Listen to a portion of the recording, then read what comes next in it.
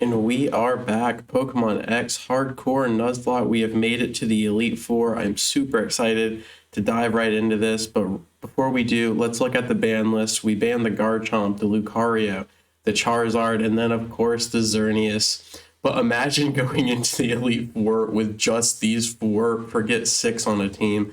This would sweep so hard. So, really good ban list here. We might implement that more moving forward in the future here. But as far as the ones we left on the table, I mean, I honestly don't feel like we had a ton of great options. Some of these could have worked out, but stat-wise, speed-wise, type-wise, these are just not the best encounters, if you ask me. Now, three that I really was considering and had a tough time were the Flygon, Amoonguss, and Altaria. Those three really good. I didn't like the 4x to ice from both dragon types there, but I still think we could have made them work. As far as the graveyard, I still can't get over the first video where we lost our starter and then a fantastic potentially fire flying typing there with Talonflame. So that is still one of the hardest losses for me, but the video makes me laugh every time. So then we lost more moving forward here, and what's truly tragic is the end of Victory Road. I unfortunately, what is that, level 62 Hawlucha? Level 62 Hawlucha. We are like 3 trainers away from the Elite Four, and I run into a Glaceon, and I thought I could eat an Ice Beam, and it ended up using Blizzard, and it one-shot my Hawlucha, and it was the saddest thing I ever saw. I didn't one-shot the Glaceon. It lived with like 5 HP, and we ended up losing potentially my favorite Pokemon of the run since we lost our starter, so he kind of became my starter. Really brutal stuff there. And then right after, this was the last trainer in the Elite, in Victory Road, and they had Alakazam, and it used Focus Blast in one shot my Kangaskhan. So we lost a level 62 and a level 60. Both were potentially going into the Elite Four with us. With all of that box recap out of the way, let me go ahead and fast forward to where we are at in the run here. We have made it to the Elite Four. The first member is focusing mainly on fire type Pokemon, has 4 really good ones, and we are just going to run the reckless strategy again. And this is the team. We ended up taking all 6 here. So definitely some familiar faces with Reckless. We ended up bringing back Nightly the Stunfisk from the Black and White run where it clutched the final 1v1 in the Elite Four with the revenge play. So really good stuff there. I really like the movesets on a lot of these.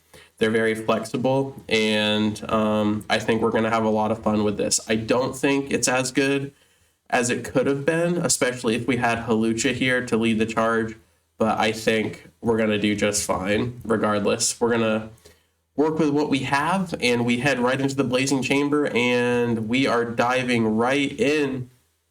And we really, really, really need to get through these without losing anybody, if at all possible, because the champion fight is not going to be the easiest. These fights are not going to be the easiest, but we are going to give it everything we got.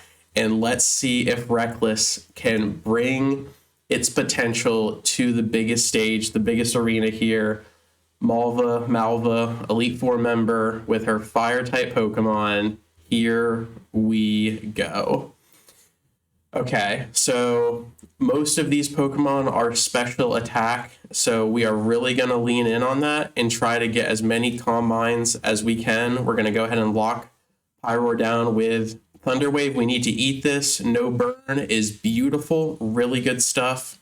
Reckless's special defense is already super high, so unfortunately for Pyro, we're going to turn it into the Abomasnow from last video, and we are just going to use Pyroar to get as many Calm Minds as we can, and I don't think Pyroar can stop us. Now, if it does, we are really screwed here, but we just need to dodge any critical hits, just play it safe, play it smart, and this will help us deal with the rest of the Pokemon here.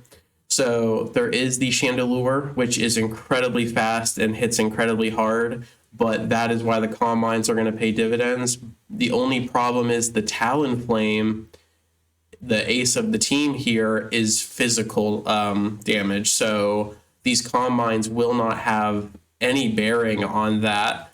But if we don't die to Talonflame's either Brave Bird or Flare Blitz, then Reckless will be able to one-shot the bird. We don't want to get Paralysis here. Paralysis would cause everything to go under, which is probably why it went for it. Okay, really good. We also have Recover. Literally the same strategy we just ran for the 8th gym. We are bringing it back. It's a really good one. So we're just going to keep Calm Minding. We need 6 Calm Minds. We are going to get a little greedy for it, but it will pay off in the end if we are able to pull this off. We just need to dodge any paralysis here. If we get paralyzed, we will be looking very badly. Okay, so Pyroar is getting... So that is really making me think about this. And instead of going for Calm Mind and risking a potential paralysis, I'm going to go ahead and Recover. We are just going to run with the 4 Calm Minds that we have. Wild Charge comes down. We need to dodge this one last time. The greed. Okay, we didn't get paralyzed. Really good stuff there. And we are just going to call it right there. I believe Reckless has plenty of damage with 4 Calm Mind buffs. I don't want to play around with it anymore. And there goes Pyroar. So Pyroar down, 3 left. Now, if Chandelure comes down, we should be able to one-shot Torkoal. We should be able to one-shot... Now, it's probably going to use Confuse Ray, unfortunately. Okay, so that's a problem. We need to dodge this. If not, it's going to be a little bit back and forth until we can break through. And again, we have Leftovers as our chosen held item, which will actually help with the damage from Confusion here, which is nice. Okay, so really... no critical hit. If it critical hits, we're screwed because all of the Calm Mind buffs go away through the critical. But Reckless snaps through the Confusion, doesn't worry about it, doesn't care, and goes for the one-shot. Chandelure has fallen, and that leaves 2 Pokemon. Reinculus going ham right now. Absolutely. And that brings us to Talonflame. So saving the Torkoal, we have 193 damage here. This is the make or break. If Talonflame crits, I do believe we lose Reckless. If Talonflame does not crit, I do believe we get the sweep. This is the moment. Flare Blitz comes down, is going to be doing massive damage. Please, Reckless, hold on. Reckless, you got this. Tank it. 81 health. We are fine. Talonflame gets the recoil damage as well and sets us up for a one-shot with Psychic. Really good stuff. That is basically a one-shot on any Pokemon that is super effective. So thankfully it was neutral damage there, and Reckless has just enough physical defense to withstand that. And now Torkoal comes down. We can play around with stuff, or we can literally pull the bowstring back, shoot the arrow, and let the Torkoal fall. Here we go.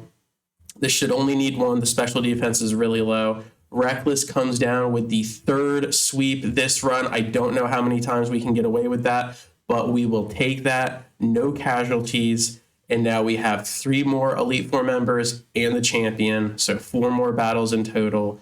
Can we do this? As always, thank you for your time. I really appreciate it. And I will catch you on the flip. Peace.